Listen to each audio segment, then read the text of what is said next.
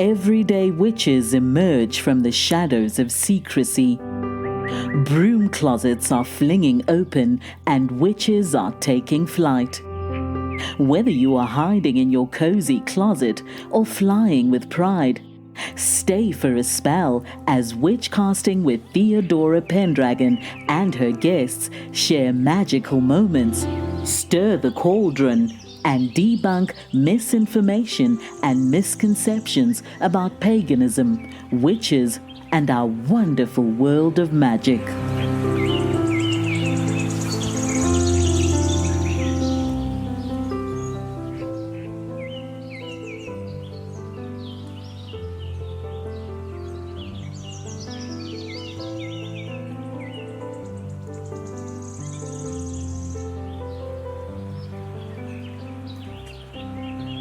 My special guest today is a clinical therapist, Johanna Padilla, but she's more than just a therapist. She does a lot of other things. Hello, Joanna.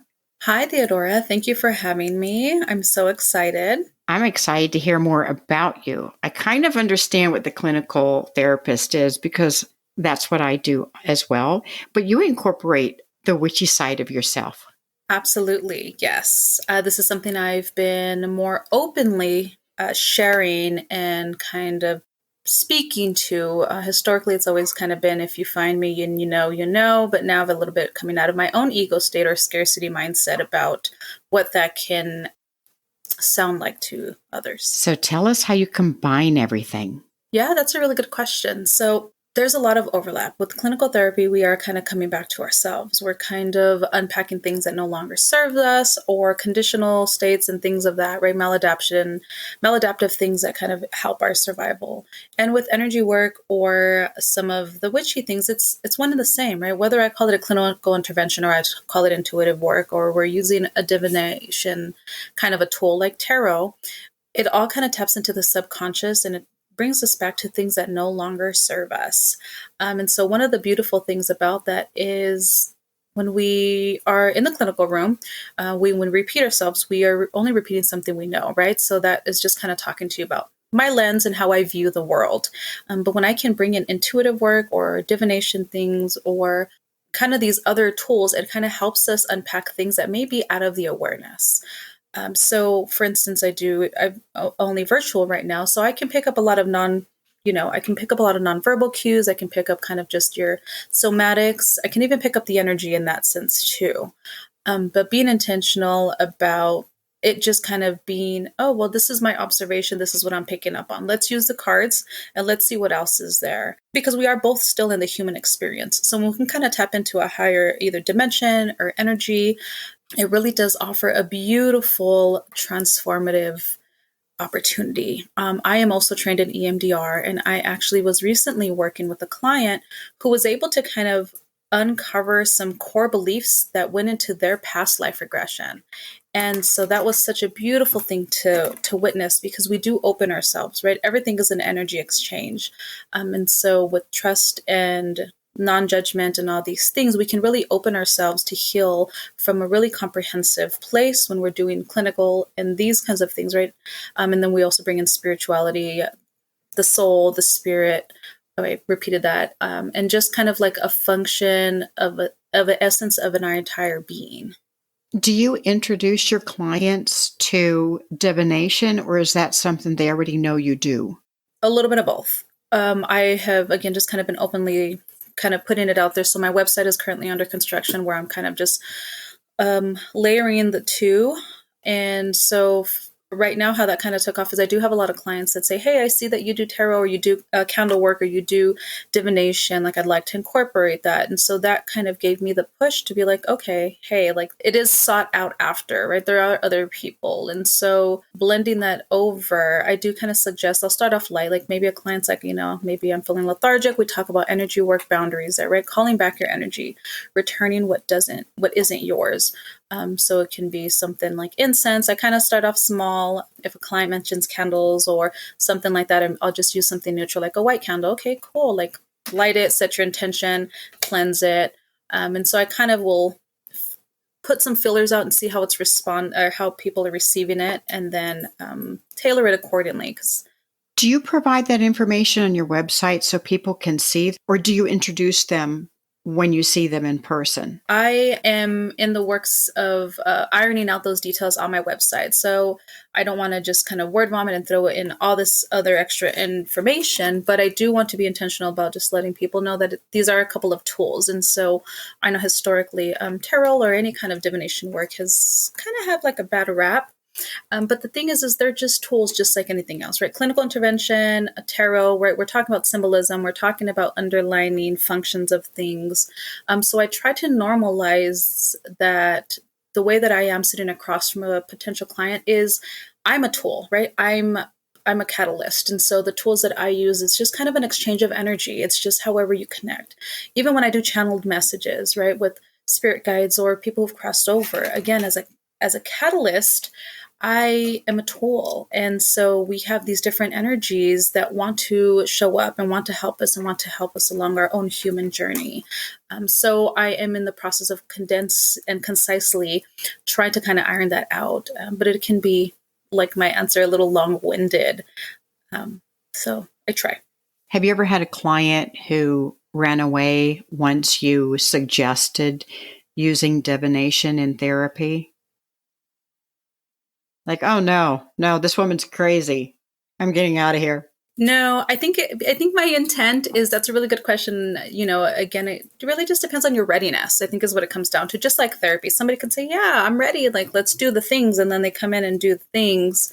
And it's kind of, well, hold on, there's a block or some resistance. Yeah, it's uncomfortable. So I get it. So I haven't had a client necessarily run away per se, but I had a client one time kind of just dismiss it. Like, oh yeah, I'll look into that. And then they just never brought it up again.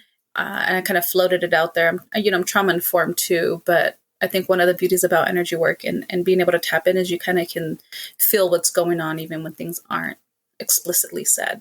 A few years ago, I had a client who came to me for grief therapy after her husband was killed in a car accident. And after a few sessions, I asked her, what are your beliefs about an afterlife? Do you ever feel your husband's presence? Questions along those lines. Oh, she was appalled. No, I do not believe in any of that. And I said, oh, okay. I said, people do have different beliefs, and often that comes up in therapy. But I never saw her again after that session. I guess I scared her.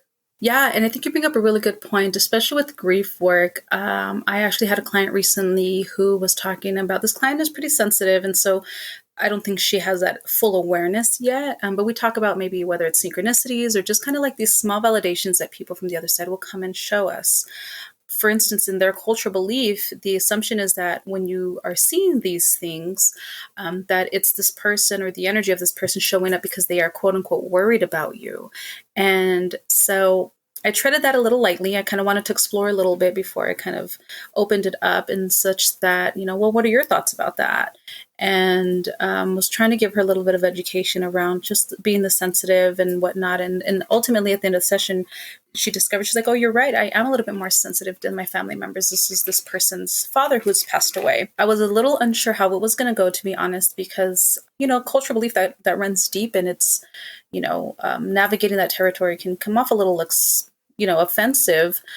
She goes, no, I never thought about that. And so then we kind of started exploring like themes of whenever she would feel these validations or these little energies. And I think actually in session, in the middle of us talking about her father who had passed away, that she felt a brush against her leg. And so, yeah, you can't make it up. It was so beautiful. But yeah, I think just kind of checking in with somebody's readiness, I can see it's a delicate walk for sure. You must live in a place where you have more people interested in divination. I don't, but my community we have a witch community, but it's very, very small. But majority of the people who call me will ask if I'm a Christian counselor, which I'm not, and I just refer them out. But then, surprisingly, there are several who ask me if I'm a Christian counselor, and it's because they're looking for someone who's not. And you bring up a really good point. Even the word witchy, I don't think it's necessarily desensitized around here. And I think even my wordplay, right? Like divination, and it can mean so many different things in energy work.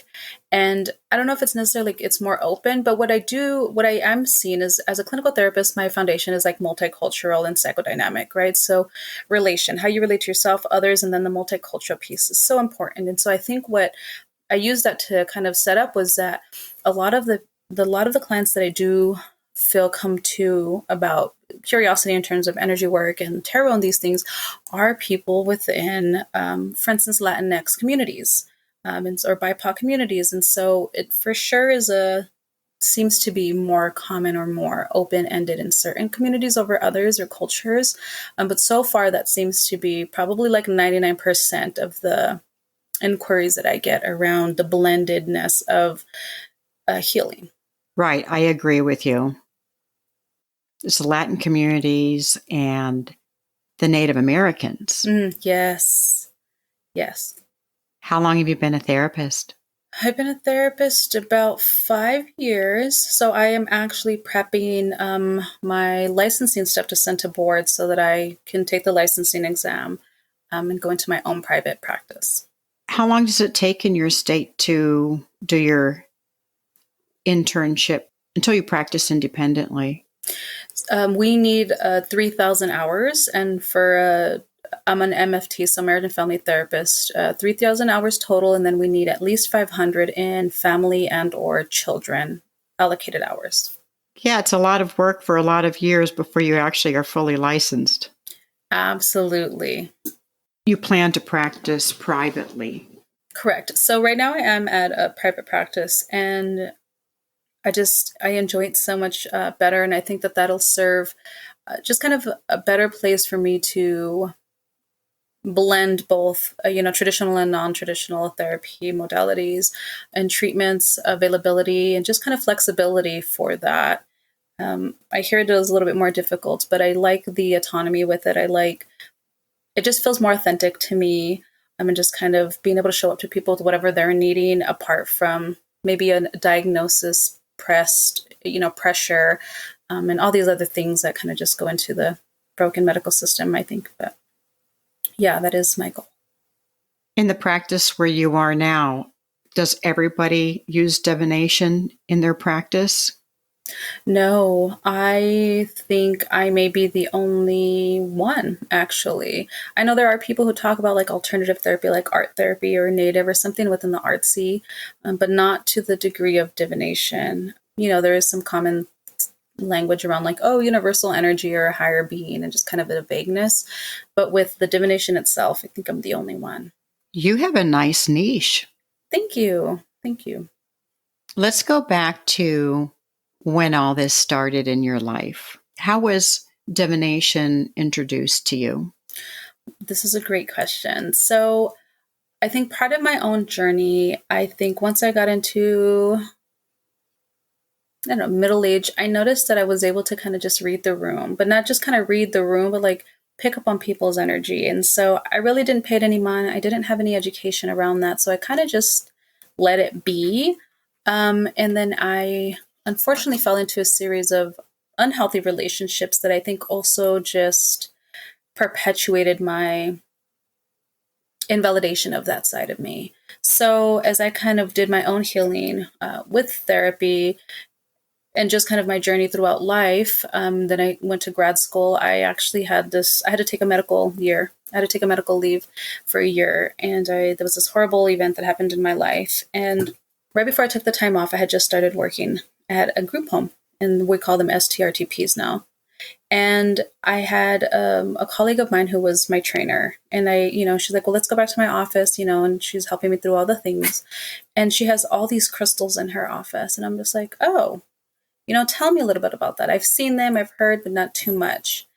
And I remember just kind of that area of it was on a big plot of land, that area where her office was, you can just feel such a heavy energy, not heavy like there's a lot of, it just felt so intense. Maybe that's a better word. There's so much intense energy. And it was just like, no, there's something there. So circling back, she talked to me about these crystals and was kind of like, I use these with the kids, I use this for myself. And she's telling me about a little bit of the properties, and she handed me one. And so I just kind of noticed like my own shift in my body with how that felt. It just kind of drew me in, and I just kept thinking like, I want to be kind of around her. I want to explore that. Like, I want to be in that room that had all these energies or these crystals, right? I just felt so different, so safe, but also so grounded. And, then I kind of, was just curious. I started there. I looked up some metaphysical stores, and then I found this gem. It's no longer there, unfortunately, but I found this gem of a metaphysical store. And when I went in there, it was my absolute favorite. I was introduced to incense there. I was introduced to candle work. There was a very small and intimate place, but it didn't have that retail-y feel, right? You can tell they actually sit there. The lady who ran it at the time was a geologist. And so she very much knew the backgrounds and the properties and all these things. And I had to take my medical leave, and I just spent a lot of time there. And I just noticed a difference just in myself. It was almost like recharging for me to go there and just kind of leave all my crap. So I think when I started pulling that together, I was just like, oh, there's something really here. And that contributed and played such a huge part to my own healing that I was like, okay, this is where I need to be. This is what this feels aligned to me. And so I always knew that I wanted to study the human behavior was interesting to me, but I actually think that it took me the path that it did to bring me back into intuition, intuitive work, divination, because I just wasn't in great places to be able to receive that information, right? We kind of talked about readiness. So my readiness and my openness wasn't there initially because I was kind of pushed away from it. Since then, has your world expanded with the right people? It is so liberating to kind of let go and to just lean in. And I think even something that is easily accessible to people, because I also think about that, like, oh, I understand when we do candle work, maybe somebody's not comfortable with dressing it or anointing it and all these other things. And so, when you break it down, it's the intent, right? And so words carry such high energy. Even if somebody's, down on themselves and they're just kind of in this loop, you're kind of stuck in that vibrational loop. You're stuck in that lower vibration. You're manifesting that. You're putting that energy out. You're putting that intention out, right? And sometimes hurt people will say things like, oh, I hope that person XYZ. And it's so, I don't think there's enough credit given there. But even when we internalize those things, as we desensitize ourselves to those things and we kind of step into those mindsets, those templates, we use those functions, it has shifted my world tremendously. And I think the deeper that I go into it, the more beautiful and awake I feel. You can appreciate so much of even just Mother Earth in of itself. It's astounding.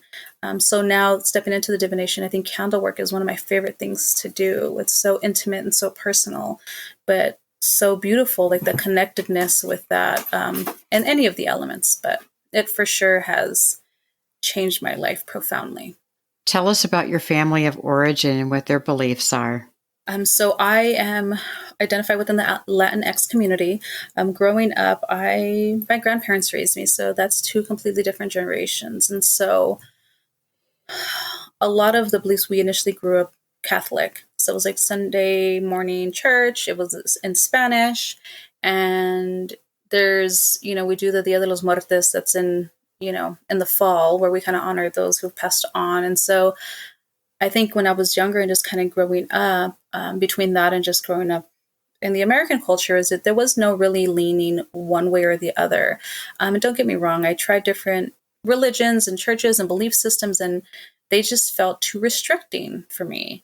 I think now in retrospect, there is some celebration there, and maybe it wasn't fully honed in on, but there is celebration there when we're talking about whether it's deities, right? I mean, different religions have different deities. They just call them different things. And, and I think one of the things that we also talk about is with candle work, you have religions who use candles all the time, and they talk to the Holy Spirit or whatever they identify with. And so it's just dressed up differently. But at the core of it, the practice is very similar. It's just one is societally acceptable and the other is not.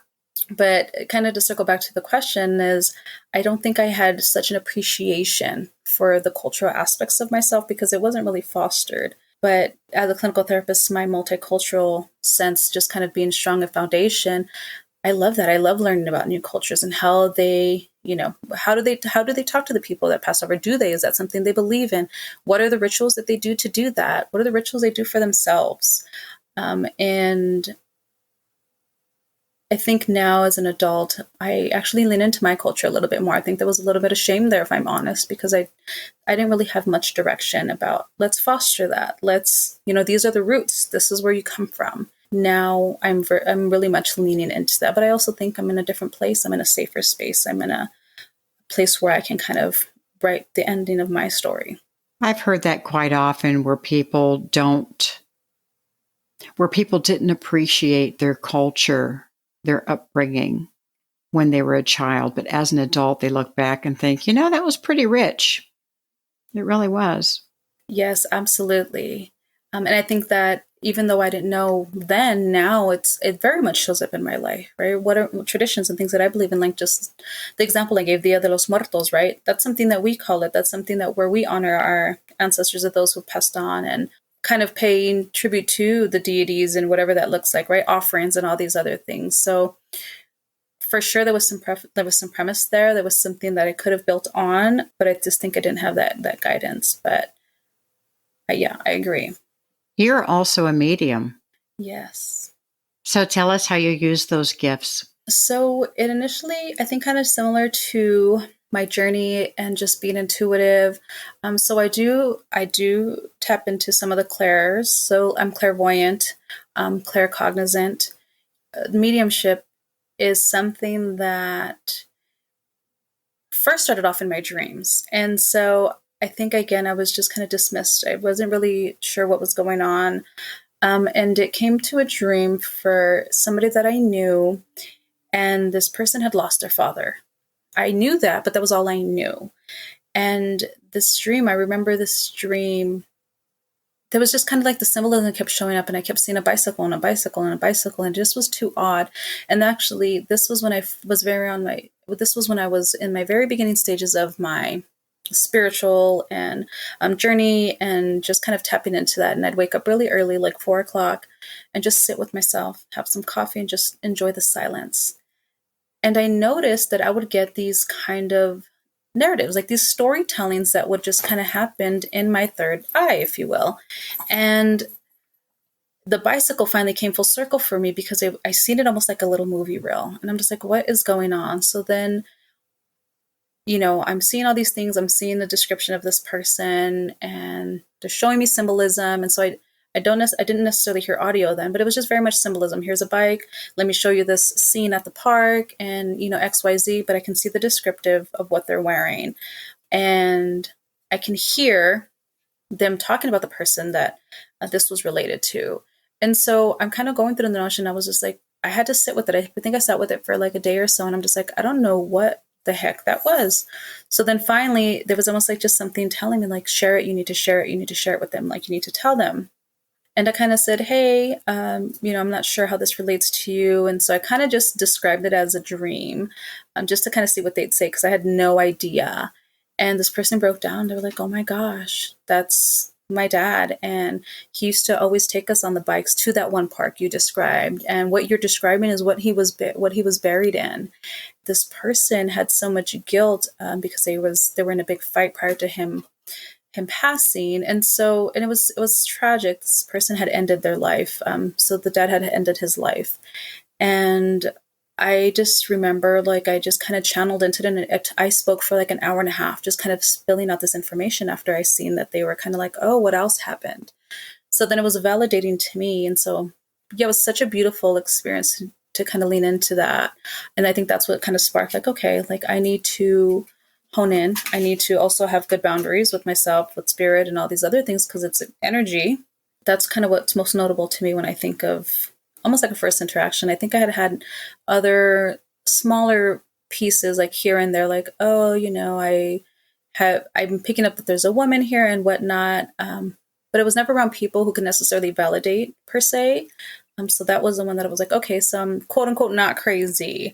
This is real. Like, this is information I could not have known. I didn't know. I didn't meet this person's dad. I think I had only seen like a picture of him when he was really, really young. So it's pretty interesting tapping in, seeing how people want to show themselves, seeing things that they're showing that's symbolic. Like here, he kept showing me a bike. So to me, it may not make any sense. And that's something that I tell people, if I'm saying something, it may mean something to you, not to me. So I'm trying to decipher, right? Because symbolism is so important. So for instance, I had one time where somebody kept showing me Cinderella, the stepmother, but the movie Cinderella. And so for me, the symbolism comes in with things that I can pull from, like, okay, when I think of Cinderella, I think of the stepmother. So that symbolism or that reference was translated to me as, hey, this is a stepmother issue, XYZ. These messages come to you in code. Exactly. Yes. Nicely put. In code. I love that. Yes. Would you say that you receive your messages stronger in the morning when you first wake up? You said like when you're relaxing and you're drinking your cup of coffee before your day has started.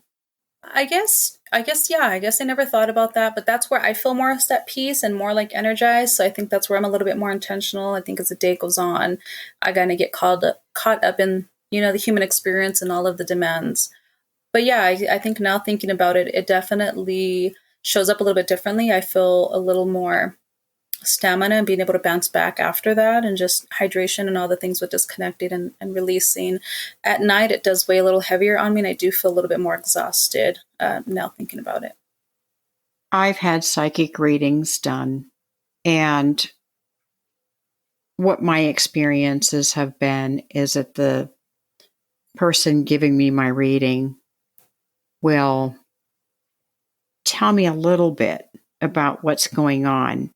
And it may be confusing at the time, but when it happens, oh, that's what they were saying. Now I understand. Yes, I love that you bring that up. And I think that it is kind of difficult. I think that, when we tap into these gifts, it's a little bit different for everyone. Like you said, I received mine in code, right? And so it's not necessarily audio was the first thing that I get, but I can hear it to my degree, right? And it's just kind of whatever resonates with me. And so when you say this reminded me, I did this reading for somebody. I did a psychic reading for somebody. I picked up their energy, and they, kind of just gave them, synopsis of what I'm seeing and when I was being intentional about developing. And I remember giving this person like a description of this gentleman. She's like, I can't resonate. And I'm like, okay. And in the early development stages, it can be kind of, it can be a little bit hard and unencouraging, right? So I kind of just left it. I trusted it. And almost 8 months later, this person found me on social media and reached out and said, hey, I remember you gave me this reading and kind of just gave me a little synopsis of it. And you kind of gave me this description of a gentleman. And I had no idea where she was going to say that. She goes, I just want to say that you described him to a T, and it's my new partner. And even saying that now gave me the chills. And so it was then I was like, oh, okay, it's validating. And I think that sometimes it's easy to get caught up in, this being fortune telling or whatever the case may be. And what it is I'm reading the energy, right? So free will. If somebody comes in and says, hey, I'm in school and am I going to graduate? If I read the energy on the track you're on right now, yeah, I can see it happening, right? But if you decide to stop doing all your homework and stop showing up, you've shifted the energy because of your own free will. And obviously there's probably going to be a different outcome. So readiness, free will, other people's journeys and interactions when these crossovers happen, for sure impact things. And like you said, sometimes in retrospect, it's like, oh, I get it now. That makes sense. Because again, things come in code. And if I'm in my own head and I'm not sharing information that's relevant to you, then it can make it a little tangled or a little muddied, a little more difficult. And then I guess on that topic, in terms of mediumship, sometimes I have a sitter that's like, oh, I want to connect with this specific person. Okay, maybe I do feel that specific person's energy, but maybe I feel somebody else's even stronger. So again, there's that, I guess, free will of the energies, or those who've crossed over that want to come over and say something as well. And so being able to connect in the links, there's a lot of different factors. And, and I explain it similarly to kind of you, where it was kind of like they were telling you a little bit of what was going on. When we're sitting on this end, there's so much information that's flooding us. There's so much information that's coming through. So I can understand in one regard that it may seem like I'm fishing, but to me, it's almost like, hey, this is all the information I'm getting. Which door do you want to open? So then when you tell me one thing, then it's like, okay, now more information is flooding in from that lane, right? Or that for that door, because things come in, it's just like an outpour of different information. So sometimes people want to know something specific. Sometimes it's 2 sentences. Sometimes the universe is like, hey, no, this is what I really want to say.